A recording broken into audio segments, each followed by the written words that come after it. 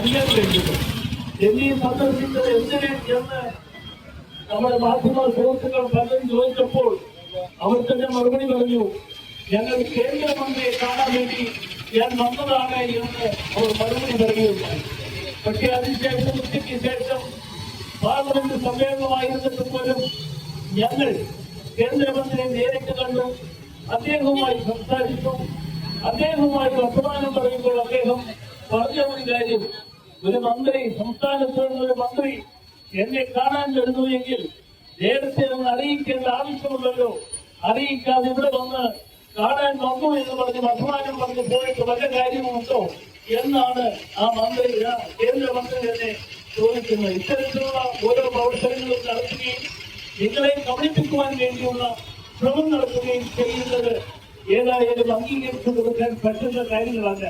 ഇവിടെ നിരാഹാര സമരം നടക്കുമ്പോൾ ആ സമരത്തിന് ഏതെങ്കിലും തരത്തിലൊരു പോംവഴി കണ്ടുകൊണ്ട് അതിനുവേണ്ട നടപടികൾ സ്വീകരിക്കുന്നതിന് പകരം കേന്ദ്രമന്ത്രിയെ കാണുവാൻ പോയി എന്ന വ്യാജേന ഡൽഹി സന്ദർശിച്ചതിനു ശേഷം അവര് മടങ്ങി വന്നിട്ടുണ്ട്.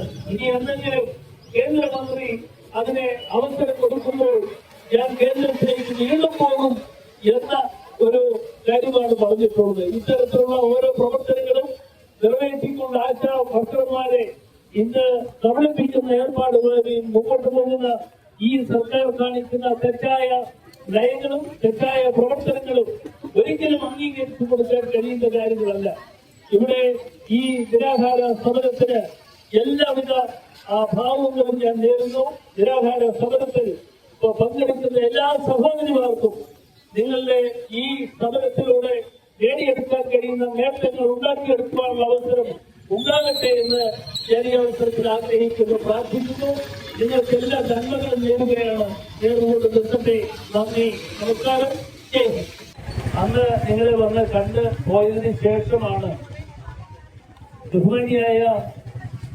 ബഹുമാനപ്പെട്ട മുഖ്യമന്ത്രിയുടെ നേതൃത്വത്തിൽ അല്ലെങ്കിലും അദ്ദേഹം പറഞ്ഞിട്ടാണ് എന്ന് കരുതപ്പെടുന്ന ഉദ്യോഗസ്ഥന്മാരും പിന്നീട് മന്ത്രിയും നടത്തിയ ചർച്ചകൾക്ക് ശേഷമാണ് പ്രിയപ്പെട്ട ആശമാർ നിങ്ങൾ ഇവിടെ നിരാഹാര സത്യാഗ്രഹവും അനുഷ്ഠിച്ചു.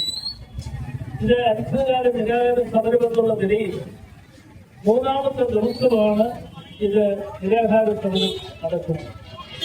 ഒരു ഗവൺമെന്റിനെ സംബന്ധിച്ചിടത്തോളം സർക്കാർ ഈ കാര്യത്തിൽ എന്തെങ്കിലുമൊക്കെ ഒരു ചർച്ച നടത്തി ആ തീരുമാനങ്ങൾ കൈക്കൊള്ളുന്നതിന് പകരം പ്രിയപ്പെട്ട ആശമാര്, നിങ്ങൾ ആശാപ്രവർത്തനമല്ല നടത്തുന്നവര്, നിങ്ങൾ മറ്റു കാര്യങ്ങൾ നടത്തുന്നവരാണ് എന്ന് പറഞ്ഞ് അവഹേളിക്കുവാനുള്ള ചില തന്ത്രങ്ങളും പ്രവർത്തനങ്ങളുമാണ് ആദ്യം മുതൽ ഉണ്ടാക്കിക്കൊണ്ടിരിക്കുന്നത്.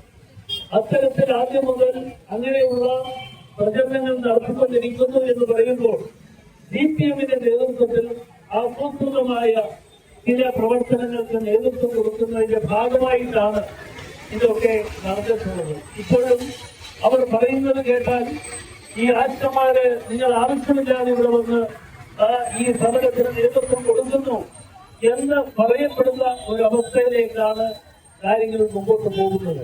ഒരു കാര്യം ഞാൻ പറയാം, കേരളത്തിലെ ആശമാർ എല്ലാ തരത്തിലും പ്രവർത്തിച്ചുകൊണ്ടിരിക്കുന്നവരാണ്.